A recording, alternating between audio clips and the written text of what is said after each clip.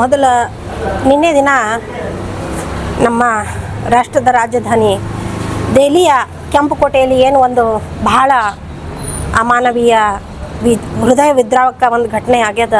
ಅದಕ್ಕೆ ನಾವು ಅಲ್ಲಿರುವಂಥ ಅನಾಹುತಕ್ಕೆ ಒಳಗಾದಂಥ ಆಗಲಿ ಅವರ ಕುಟುಂಬಕ್ಕೆ ಸಾಂತ್ವನ ಹೇಳಕ್ಕೆ ಬಯಸ್ತೀವಿ.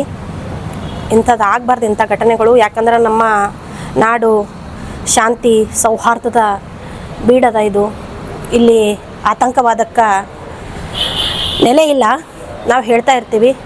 ಬಟ್ ಇದೇ 10 ವರ್ಷದ ಮೊದಲು ಚುನಾವಣೆಗೆ ಬರೋಕ್ಕಿಂತ ಮೊದಲ ನಮ್ಮ ಮಾನ್ಯ ಪ್ರಧಾನಿಗಳು ನಾವು ಅಧಿಕಾರಕ್ಕೆ ಬಂದ್ರೆ ಆತಂಕವಾದದ ಟೊಂಕ ಮುರಿತೀವಿ ಅಂತ ಹೇಳ್ತಿದ್ರು.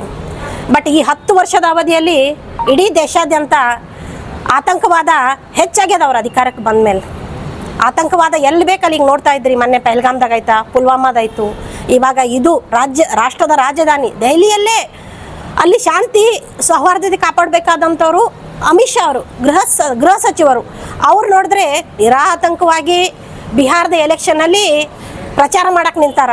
ಬಟ್ ಇಲ್ಲಿ ನಮ್ಮ ದೆಹಲಿಯಲ್ಲಿ ಆಗಲಿ ನಮ್ಮ ದೇಶದಲ್ಲಿ ಇಂಥ ಒಂದು ಕೆಟ್ಟ ಘಟನೆಗಳು ಪದೇ ಪದೇ ಆಗ್ತಾ ಇದೆ. ಆಮೇಲೆ ನಮ್ಗೆ ಇನ್ನೂ ಒಂದು ಏನು ಅನಿಸ್ತದೆ ಅಂತಂದ್ರೆ, ಚುನಾವಣೆ ಹತ್ರ ಬಂದಾಗ ಇವೆಲ್ಲ ಯಾಕೆ ಆಗ್ತಾವ? ಚುನಾವಣಾ ಸಂದರ್ಭದಲ್ಲೇ ಯಾಕೆ ಆಗ್ತದ? ಇವರೇ ಯಾಕೆ ಮಾಡ್ಲತ್ತಿರಬಾರ್ದು? ಯಾವಾಗಲೂ ಇಂಥವೇನೇ ಇನ್ಸಿಡೆಂಟ್ ನೋಡ್ರಿ ನೀವು, ಪುಲ್ವಾಮಾದಾಗೂ ಚುನಾವಣೆ, ಕಾಶ್ಮೀರದಾಗೂ ಚುನಾವಣೆ, ಇಂಥವೆಲ್ಲ ಆತಂಕವಾದಗಳು ಮಾಡೇ ಇವರು ಅಧಿಕಾರಕ್ಕೆ ಬಂದಾರ. ಈಗಲೂ ಕೂಡ ಯಾವುದೇ ಒಂದು ರಾಜ್ಯದ ಚುನಾವಣೆ ಬಂತಂದ್ರೆ ಇಂಥವು ಏನಾದರೂ ಬಾಂಬ್ ಬ್ಲಾಸ್ಟ್ ಆಗಲಿ, ಇನ್ನೇನು ಒಂದು ಅಹಿತಕರ ಘಟನೆ ದೇಶದಲ್ಲಿ ಎಲ್ಲರೇ ಒಂದು ಕಡೆ ನಡೀತಾನೆ ಇದೆ. ಇದಕ್ಕೆ ನೇರವಾಗಿ ಕೇಂದ್ರ ಸರ್ಕಾರ ಹೊಣೆ ಹೊರಬೇಕು. ಆಮೇಲೆ ದೆಹಲಿಯ ಶಾಂತಿ ಸುವ್ಯವಸ್ಥೆಯ ಜವಾಬ್ದಾರಿ ಹೊರಬೇಕಾದವರು ಮಾನ್ಯ ಅಮಿತ್ ಶಾ ಅವರು ನಾವೇನು ಅವ್ರನ್ನ ರಾಜೀನಾಮೆ ಕೇಳಬೇಕು ಏನು ಕೇಳಬೇಕು ಅಂತ ಗೊತ್ತಿಲ್ಲ. ಯಾಕಂದರೆ ಬೇರೆ ಯಾರ್ದಾದ್ರೂ ಏನಾದರೂ ಒಂದು ಸಣ್ಣ ತಪ್ಪಾದರೂ ಕೂಡ ಮೊದಲು ರಾಜೀನಾಮೆ ಕೇಳ್ತಾರೆ ಅವರು.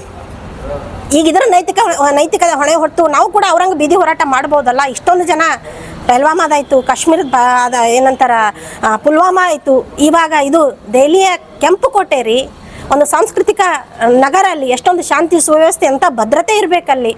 ಈ ರೀತಿ ಮಾಡಿದ್ರೆ ಇವರು ಬಂದ ಮೇಲೆ, ಅಧಿಕಾರಕ್ಕೆ ಬಂದ ಮೇಲೆ ಆತಂಕವಾದ ಟೊಂಕ ಮುರ್ಕೊಂಡಿಲ್ಲ, ಇನ್ನೂ ಆತಂಕವಾದ ಹೆಚ್ಚಾಗ್ಯದ. ಪದೇ ಪದೇ ರಾಷ್ಟ್ರದಲ್ಲಿ ಇಂಥ ನಿರ್ವ್ಯ ಕೃತ್ಯಗಳು ಜಾಸ್ತಿ ನಡೆದದ. ಅದಕ್ಕೆ ನಾವು ಇವರನ್ನ ಖಂಡನೆ ಮಾಡ್ತೀವಿ.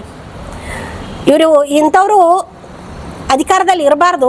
ರಕ್ಷಣೆ ಮಾಡೋಕ್ಕಾಗ್ತಾ ಇಲ್ಲ ದೇಶವನ್ನಾಗಲಿ, ದೇಶದ ಜನತೆಯನ್ನು ಇವರಿಗೆ ರಕ್ಷಣೆ ಮಾಡೋಕ್ಕಾಗ್ತಾ ಇಲ್ಲ, ರಕ್ಷಣೆ ಕೊಡೋಕ್ಕಾಗ್ತಾ ಇಲ್ಲ ಅಂತಂದರೆ ಇವರು ಯಾವ ನೈತಿಕತೆ ಇಟ್ಕೊಂಡು ಬಿಹಾರ ಚುನಾವಣೆಯಲ್ಲಿ ಇಷ್ಟೊಂದು ನಿರ್ಭೀತಿಯಿಂದ ಚುನಾವಣಾ ಪ್ರಚಾರಕ್ಕೆ ಮಾನ್ಯ ಅಮಿತ್ ಶಾ ಅವರು ಇಳಿದಾರೋ ಗೊತ್ತಾಗ್ತಾ ಇಲ್ಲ.